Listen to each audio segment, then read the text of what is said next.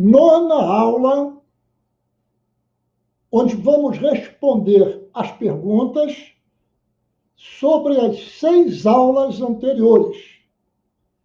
6 videoaulas sobre criança espancada, artigo 129, lesões corporais, sinais, sintomas, síndromes físicas, síndromes psíquicas.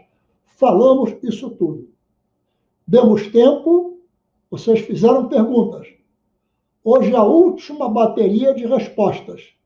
Vamos responder as perguntas e já na próxima aula começaremos a traumatologia forense, objetivando fazer um curso completo de medicina legal para qualquer concurso que aparecer aí pela frente, ok? Mas preciso muito da sua atenção nesta aula de hoje. Vejam bem, a gente primeiro aprende letras para formar sílabas. Depois, com sílabas, fazemos palavras. Depois, com palavras, fazemos frases. Depois, com frases, escrevemos livros. É do simples para o mais complexo. Essas aulas no início, elas são bem simples, onde eu tento mostrar a você as pequeninas coisas que vão se encaixando para daqui a pouco se tornarem aparentemente difíceis. Porque as coisas difíceis são um amontoado de coisas fáceis. Tem um joguinho chamado caleidoscópio, que você gira um tubo e lá dentro as pedrinhas se arrumam de maneira diferente, aparecendo imagens maravilhosas. As pedrinhas são as mesmas, mas de acordo com como você gira aquele canudo, gira aquele tubo, as imagens lá dentro se formam de maneira diferente. É o que nós fazemos com as palavras, é o que nós fazemos com os algarismos, é o que o computador faz com o 0 e o 1, ele cria toda essa maravilha que você está vendo. Então, nós estamos nas coisas simples, mas que você daqui a pouco vai juntar esses pedacinhos com outros pedacinhos e vai chegar lá na frente e dizer: puxa vida, agora é que eu entendi por que aquele camarada ficava repetindo tanto aquelas mesmas coisas, ok? Então vamos lá, aula número 9, encerrando a série de perguntas. Vamos lá. Vídeo aula 9, resposta às perguntas formuladas, traumatologia forense. Você vai prestar atenção na idade das lesões. Vai diferenciar o que é equimose, ferida, fratura, etc. Vai entender o que é consolidação e cura. Vai saber que no nosso corpo circulam 2 líquidos especiais, o sangue e a linfa. Vai classificar algumas lesões no artigo 129. E aí, eu vou repetir. Você vai ver que você não pode continuar sem pegar a legislação penal, processual penal, Constituição da República Federativa do Brasil. Você tem que acompanhar as aulas de medicina legal com a legislação vigente, atualizada. Por favor, não usa mais esse código de 4, 5 anos atrás. Já não serve mais. As leis mudaram, estão mudando quase que diariamente. A aula que foi dada no mês passado, de repente, já não serve mais, porque a lei já mudou alguma coisa. Então, trabalhe com o seu código, juntando a medicina legal na legislação. Ok? Muito bem. Dito isso, vamos lá para a nossa aula número 2. Vamos começar com uma pergunta que foi feita lá atrás. Professor, qual é a diferença de consolidação e cura? Afinal de contas, eu fiz uma cirurgia, aí ficou uma cicatriz enorme no meu tórax. Eu quero saber, eu estou curado ou a lesão está consolidada? Bom, aí a definição de cura, a definição mais comum, é quando aquele órgão ou tecido ele volta a apresentar a normalidade absoluta na sua estrutura anatômica e na estrutura funcional. É isso que acontece quando você tem uma rubefação, uma equimose, uma escoriação, uma queimadura de primeiro e até de segundo grau, quando você tem uma pneumonia, quando você tem um estado de coma, um estado de choque, um traumatismo craniano e você se recupera completamente, você está curado. O doutor Gino Hércules, ele coloca no livro dele, um livro muito bom, por sinal, você encontra nas livrarias disponível, você encontra lá o livro de Medicina Legal, Texto e Atos, doutor Gino Carvalho Hércules. Pois bem, esse livro que você encontra lá, ele diz que para você ter a cura, não precisa voltar à normalidade absoluta. Por exemplo, uma cicatriz que não afete a funcionalidade do órgão, você está curado, embora tenha uma cicatriz no lugar, ok? Então, agora, se a cicatriz ela causa um prejuízo qualquer no movimento ou na estética, aí você não está curado, você está com a lesão consolidada, entendeu? Então vamos lá, consolidação. Sem alcançar a cura, certas lesões estacionam em um estado tal que a gente pode afirmar que a lesão não vai nem agravar, nem vai se recuperar. Aquele membro amputado que ficou com a cicatriz bem feita e localizada, ele está consolidado, nunca mais que ele está curado. Aquela pessoa que fez uma esplenectomia, tirou o baço e acabou com aquele problema que ele tinha, ele não está curado, ele está com aquela lesão consolidada. Então, há certas situações que você tem, como certos estados de coma, estado de choque, traumatismo crânioencefálico, que deixam uma sequela, mas aquela sequela ela não vai se agravar mais.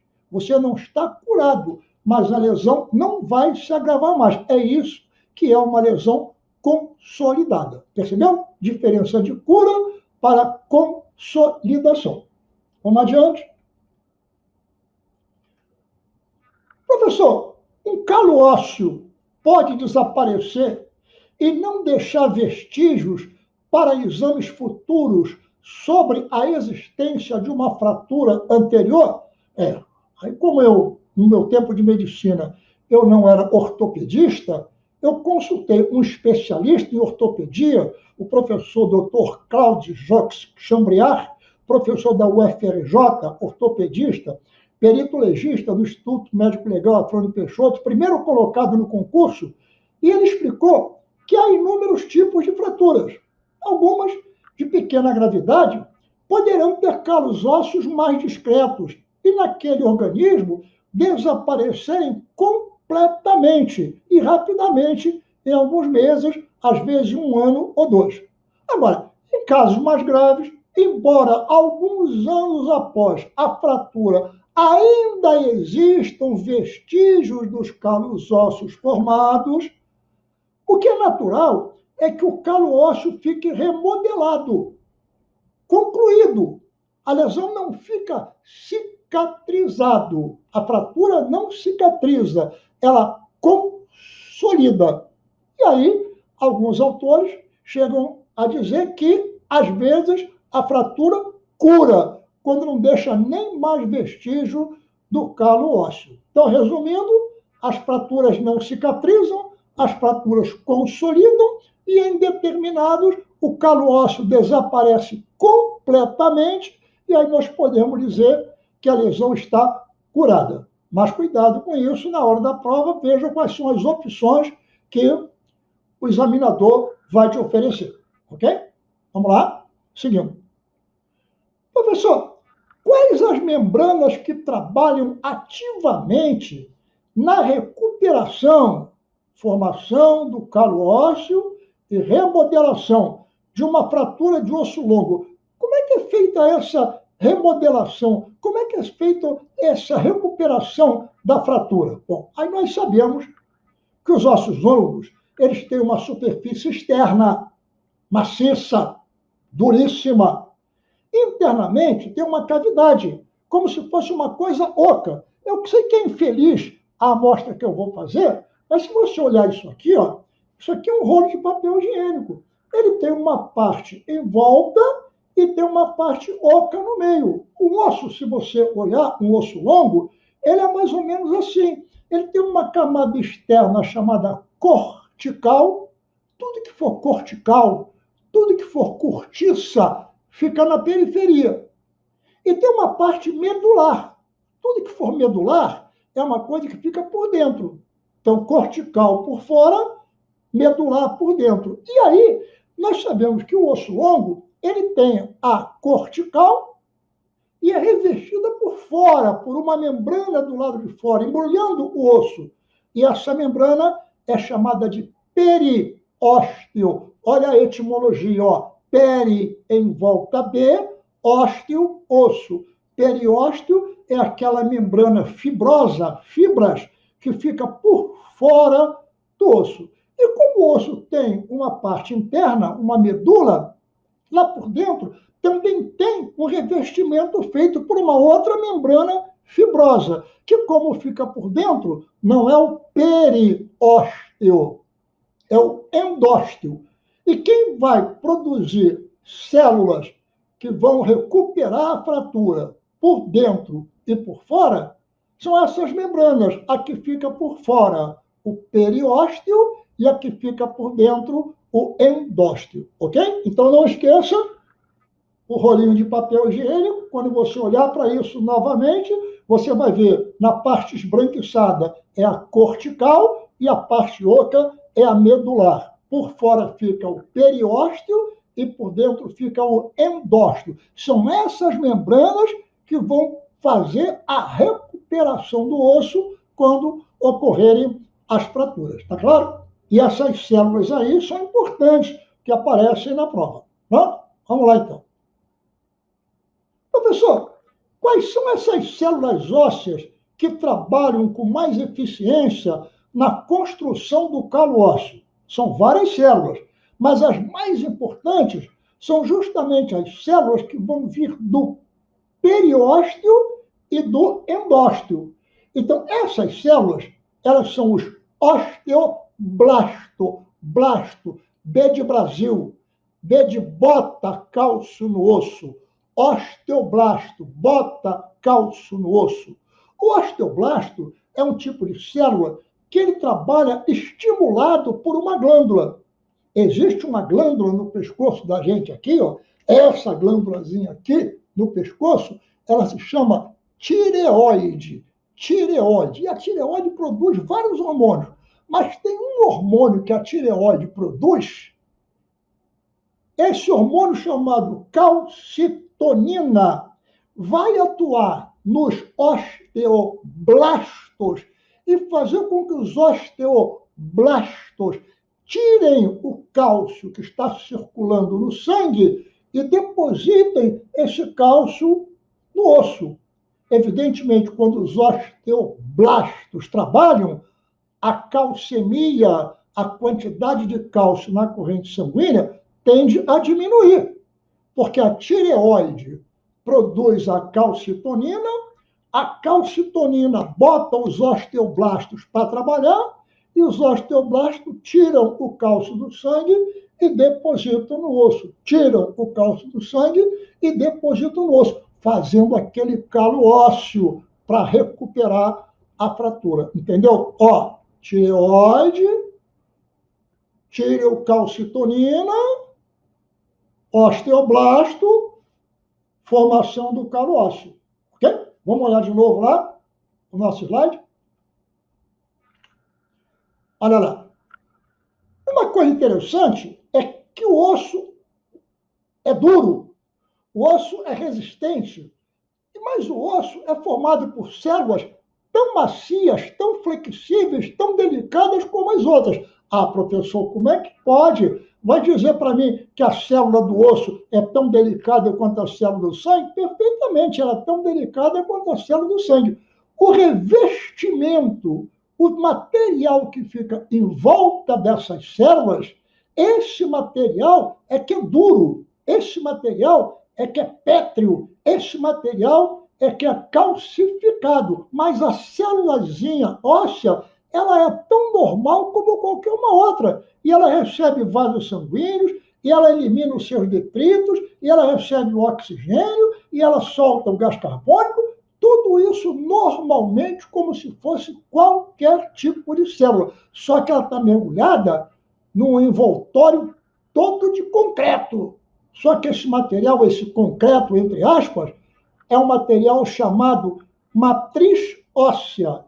E nessa matriz óssea, o principal representante é a hidroxiapatita. E a hidroxiapatita é um fosfato de cálcio, como esse que você está vendo aí com essa fórmula bruta, né? O fosfato, a hidroxila e o cálcio. E esse material que depositado naquela matriz óssea dá aquela dureza incrível que o osso apresenta. E quem bota a hidroxiapatita aí na matriz óssea são os osteoblastos. E quem estimula o osteoblasto para fazer isso? Tireocalcitonina. E quem faz a tireocalcitonina ser secretada é a glândula chamada tireoide. Percebeu?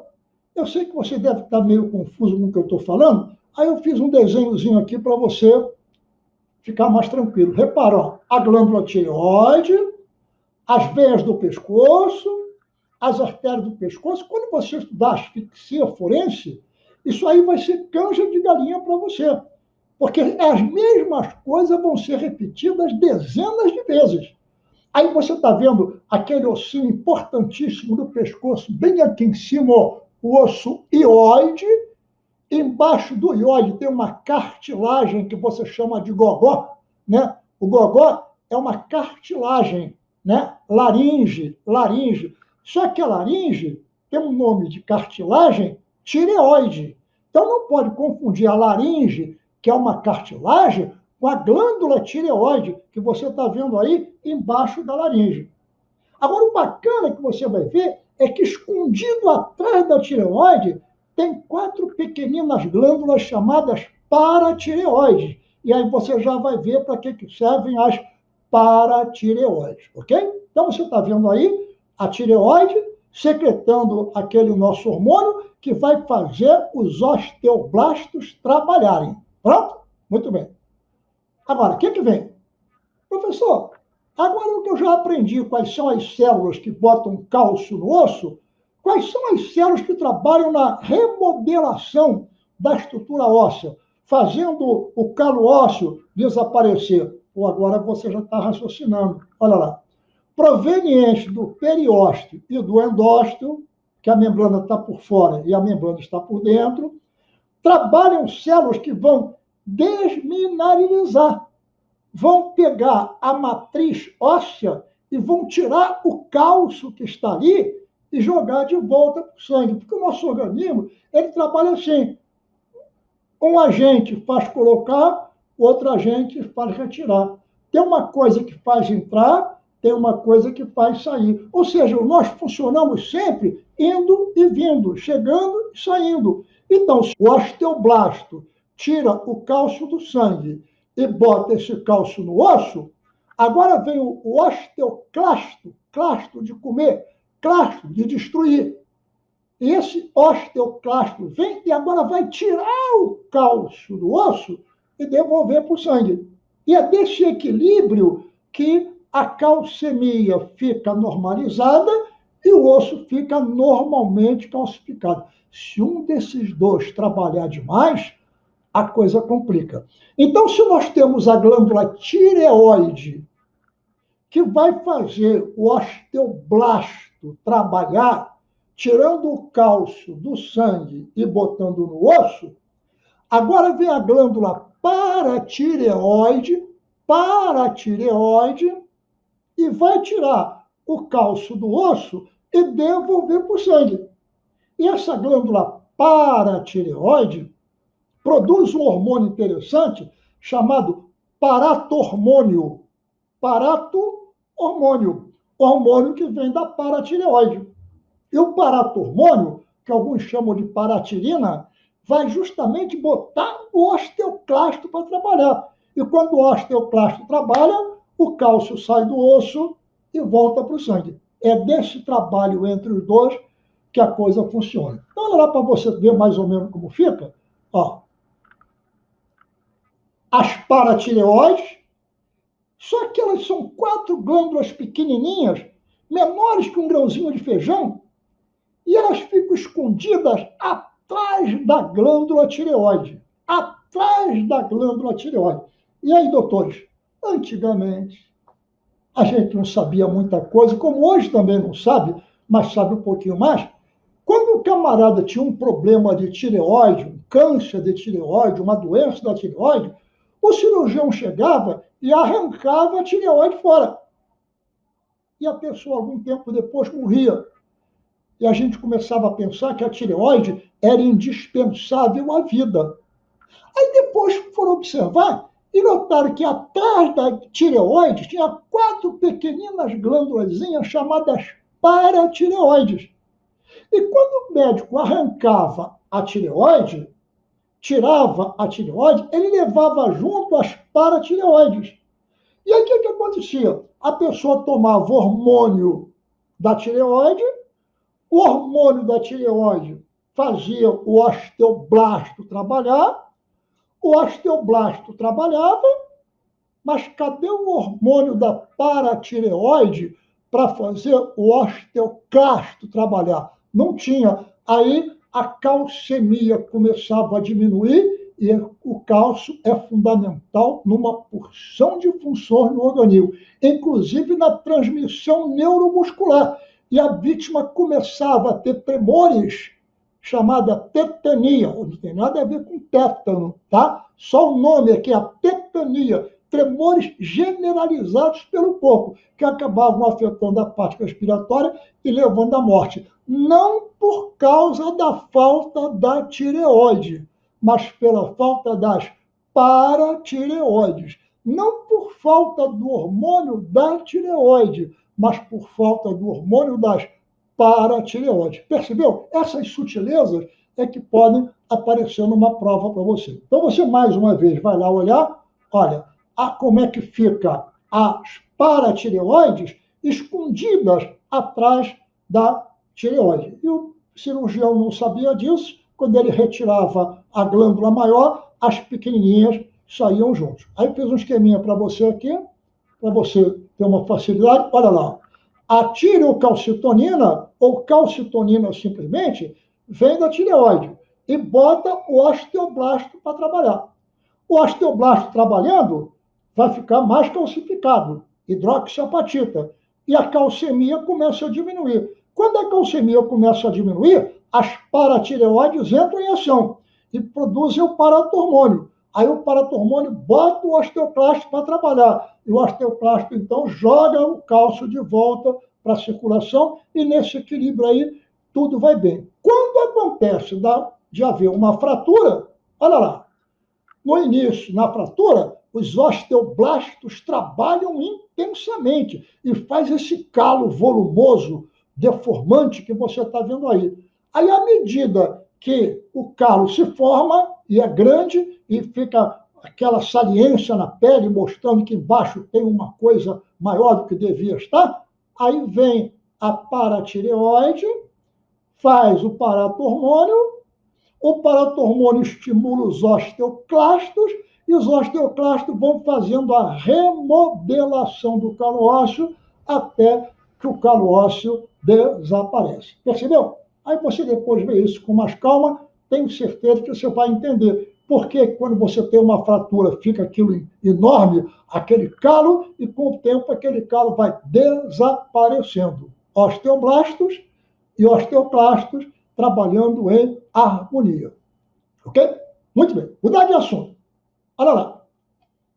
Você tem que saber que nós temos 2 sistemas circulatórios funcionando no corpo. Nós temos um sistema vermelho, o sangue.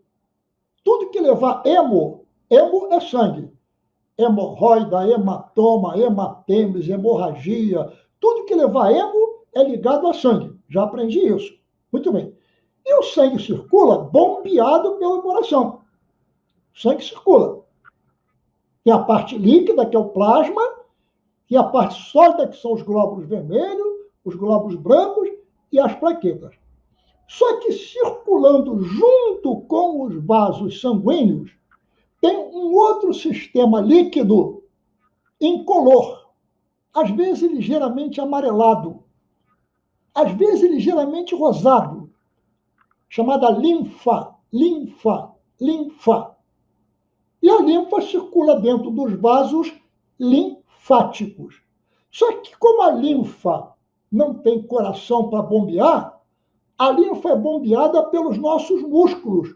Quando você anda, quando você se movimenta, quando move os braços, quando move as pernas, você está movimentando os músculos. E os músculos bombeiam a linfa para que a linfa possa circular. E nesta linfa, tem um líquido muito parecido com o plasma, mas não tem plaqueta, não tem glóbulos vermelhos. E o glóbulo branco que tem aí na linfa são os linfócitos. Linfocitos, células da linfa. E essa linfa, ela circula pelo corpo todo. Cai na corrente sanguínea e se mistura com o sangue. Então, lá dentro dos vasos sanguíneos, você vai encontrar uma quantidade enorme de linfócitos. Linfócitos que também vieram da linfa. Mas não é normal você encontrar glóbulos vermelhos, nem você encontrar plaquetas dentro da linfa. E quem faz o sangue circular é o batimento cardíaco, e quem faz a linfa circular é o movimento muscular. Entendeu isso? Isso é muito importante. E a linfa tem uma função fabulosa no corpo da gente. A imunologia, a luta contra os invasores. Cuidado! Há invasores que vieram de fora e há invasores de dentro. Às vezes, nós mesmos produzimos substâncias nocivas. E o nosso sistema imunológico vai lá e tenta destruir essas coisas que nós mesmos estamos produzindo. Então, os vasos linfáticos são os grandes protetores do nosso organismo, ok? E é claro que as células dos vasos linfáticos, elas vão acabar dentro da corrente sanguínea também. Por isso você encontra tantos linfócitos dentro da corrente sanguínea. Isso vai ser visto mais lá na frente. Por hora é só uma noçãozinha para a gente acabar essas perguntas, ok? Então vamos lá, vou botar um esqueminha para você aqui, sentir mais à vontade. Tudo que você está vendo em verde com essas bolinhas aí é o sistema linfático. E o sistema linfático, quando chega numa dobrinha do corpo, na mandíbula, atrás da orelha, na nuca, no pescoço, na axila, na região inguinal, pelo corpo todo, tem uns carocinhos chamados gânglios. Gânglios linfáticos. E esses gânglios linfáticos são as armadilhas que o nosso organismo usa para trazer os invasores para cá e combatê-los dentro dos gânglios linfáticos. Percebeu? Vamos passar o próximo aí para a gente ver? Olha lá. O sistema linfático espalhado pelo corpo todo. E os gânglios linfáticos espalhados na cabeça, no pescoço, no tórax, no abdômen, nas regiões inguinais, nas regiões axilares. Onde houver uma prega do corpo, uma dobra do corpo, uma articulação do corpo, ali nós temos os gânglios linfáticos. Agora, nós temos também, aqui no peito, o timo. O timo, ele é grande quando você é pequenininho e vai diminuindo com o tempo, mas ele não desaparece completamente. Timo. Aqui do lado esquerdo, você tem o baço. E você tem a medula óssea. Ó, a medula óssea, a medula dos ossos. O timo, o baço, as amígdalas, tonsilas, o fígado, órgãos do sistema imunológico. Esses órgãos trabalham em conjunto, defendendo a sua imunologia. Tá claro? É por isso que quando cai na prova, que uma pessoa que só tem um baço, se ela perde o baço, será que ela teve perda da função ou ela teve debilidade da função?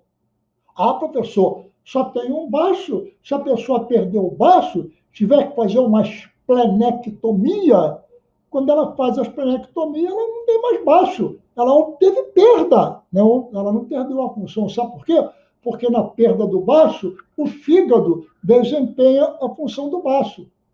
Na perda do baço, você tem outros órgãos que trabalham na função imunológica. Por isso, embora você perca o único órgão que você tem, que é chamado de baço, a função imunológica ela continua com uma certa debilidade, mas não é uma perda da função imunológica. Percebeu? Já há novidades. A turma mais recente, mais moderna, está achando que o baço tem funções exclusivas dele. Mas, no dia da prova, por favor, consulte lá o edital do seu concurso, veja quem é o livro que está indicado e, normalmente, é perda do baço, debilidade da função imunológica, porque outros órgãos dão conta da função do baço. Ok? Tudo bem? Vamos seguir, então.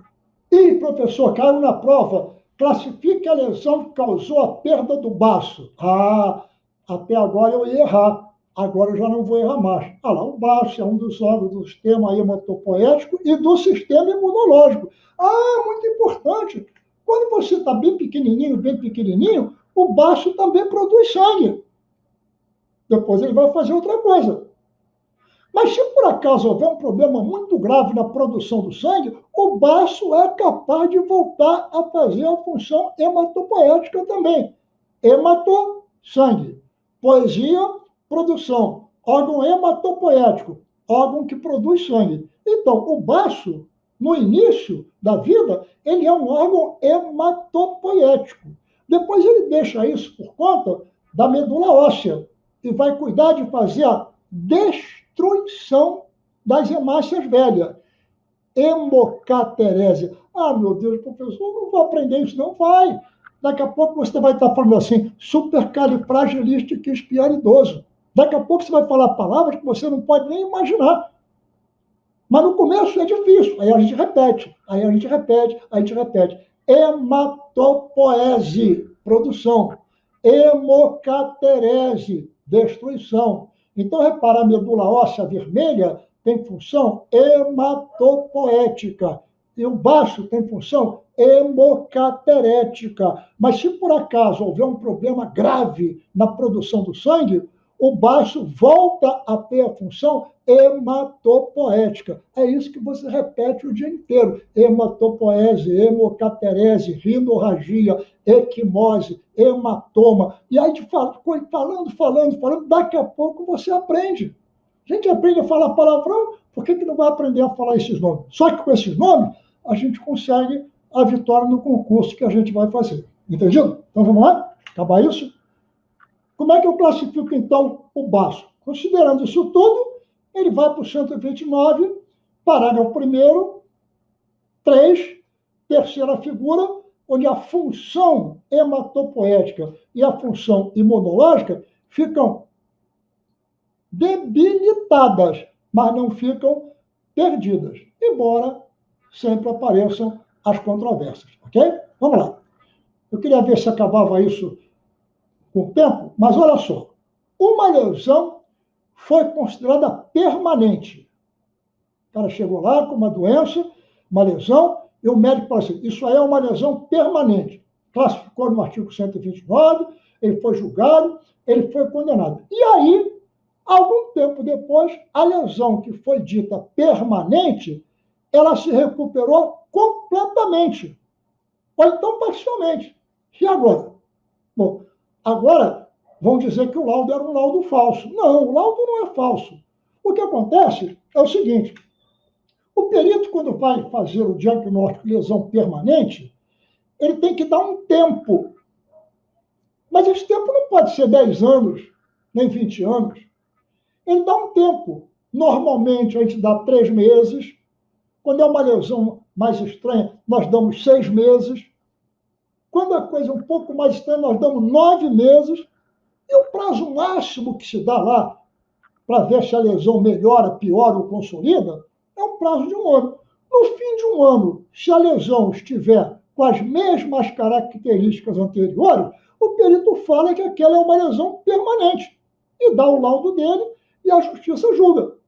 Agora, nada impede que aquela lesão que foi dita permanente após 1 ano, 5 anos depois, ela melhore, ela desapareça. Quer dizer, o médico pensou que ela estava consolidada, mas ela não estava consolidada, ela ainda estava recuperando.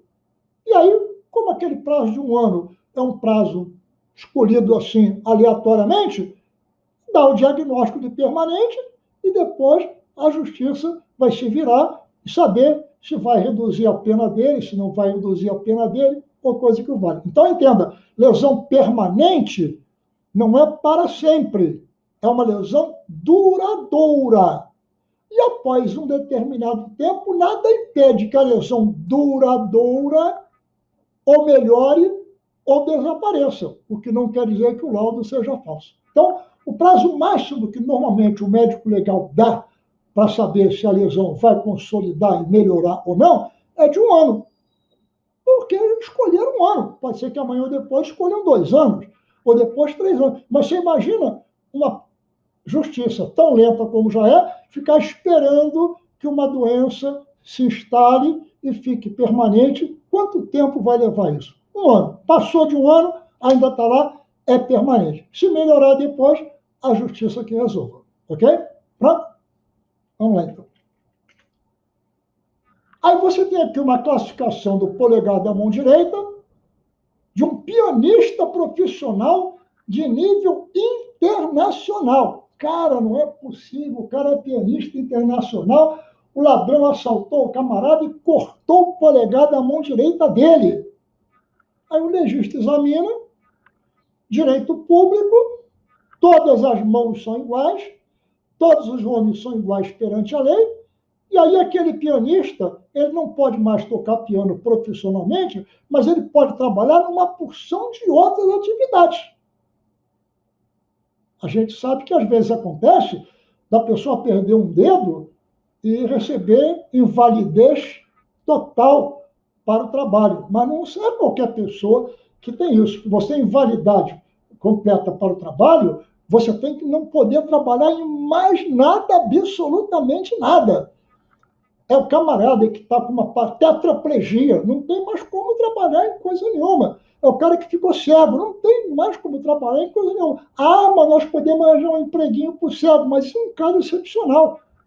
Lá, no regulamento de benefícios da Previdência Social, estão as doenças que dizem que ele tem direito a invalidez permanente, invalidez para o trabalho. E aí, não é porque o pianista perdeu o dedo da mão direita que ele está incapacitado para o trabalho geral. Ele está incapacitado para o trabalho dele, não para o trabalho geral. Mas isso é no direito civil. No direito penal, todos os dedos, todas as mãos deveriam ser iguais. Entretanto, há controvérsia. Ok? Então aí você tem mais umas 3 ou 4 perguntinhas que eu coloquei, tá? E essas perguntinhas estão aí para você se divertir. E eu deixei aqui no finalzinho um pedido para você tomar cuidado. Olha só, é muito comum o aluno deixar a matéria acumular. Ele quer começar lendo livros, vendo palavras que ele não conhece, que ele não sabe. Então, quando ele lê aquelas frases enormes, ele chega no final do parágrafo, ele não entende o que foi que ele leu. E aí empilha livro, empilha livro, empilha livro. Aí vem aqui o nosso guru, Dr. William Douglas, que eu tive a honra de acompanhar quando estudava para o concurso, para delegado, depois para juiz. Estudar não é uma questão de número de horas. Tem gente que estuda 18 horas por dia e não aprende nada. Mas o número de horas que você realmente aproveita. Então, o que a gente está querendo de você é que você estude e diga assim, meu Deus, que palavra é essa? Eu não sei o que significa. Dicionário. Agora que eu sei o que a palavra significa, agora eu sigo. Senão eu não vou entender. Não adianta eu começar a ler uma frase que começa com uma palavra que eu nunca vi, e quando eu chegar lá na frente, eu não entendi nada, porque eu não sei o que aquela palavra significa. Não é vergonha. Dicionário. Todo dia, a gente que dá aula, todo dia, nós que somos professores, a gente encontra palavras que a gente não conhecia. E vai atrás dela para descobrir o que aquela palavra significa. Ah, meu Deus, olha que se eu soubesse isso antes, não perdia tanto tempo com isso. Aí vem o periósteo, aí vem o endósteo, aí vem a hemoglobina, aí vem a carboxiemoglobina, aí vem a síndrome de Munchausen, aí vem a síndrome de Munchausen por procuração, aí vem a paratireoide, aí vem a tireoide, aí vem o osteoblasto, aí vem o osteoclasto, e a gente vai juntando essas palavras num pacote, e daqui a pouco a gente começa a armar os quebra-cabeças. E você vai notar uma coisa incrível. Com as mesmas palavras, você monta com quebra-cabeça diferente. Quando você entende o significado da palavra, você vê que ela se aplica aqui na eletropressão, lá no afogamento, aqui no enforcamento, lá no soterramento. Ou seja, a mesma palavra aparece em medicina legal numa porção de lugares. O artigo 129 aparece numa porção de crimes, embora nem todos sejam crime do artigo 129. A lesão corporal aparece numa porção de crimes, embora não seja crime de lesão corporal. Então, nós acabamos as perguntas sobre as 6 videoaulas iniciais. Na próxima aula, a gente vai começar a estudar a traumatologia forense, os agentes vulnerantes. Aí o cara tem que saber o que é vulnerante. O que é energia? Tem que saber o que é energia. Essas palavras, a gente vai perder tempo explicando, porque isso aqui não é um curso que eu tenho obrigação de acabar em 10 dias, 15 dias. Eu estou fazendo isso por vontade de oferecer material para você. Então, eu não tenho pressa. E acredito que a prova aqui do Rio de Janeiro é lá para o ano que vem. E até o ano que vem tem muita água para passar embaixo da ponte, ok? Um abraço grande. Se você tiver dúvidas, escreva. Se você tiver sugestão, escreva. Se você quiser uma opinião, escreva. Eu estou aposentado, não tenho mais nada para fazer na vida, a não ser ficar conversando com vocês aqui através desse vídeo. Já reclamaram comigo, disseram que eu tenho que montar um quadro aqui atrás para poder escrever. Tá bem, eu vou pensar nisso. Ah, já reclamaram comigo que a imagem não está muito boa, que eu deveria usar isso, usar aquilo. Tá bem, eu vou pensar nisso. Ah, professor, o senhor tem que mudar a camisa também, é sempre com essa mesma camisa. Tá bem, vou pensar nisso. Eu só queria que você pensasse em estudar. Se você fizer isso, eu fico muito satisfeito, ok? Grande abraço, até a próxima. Saudações rubro-negras.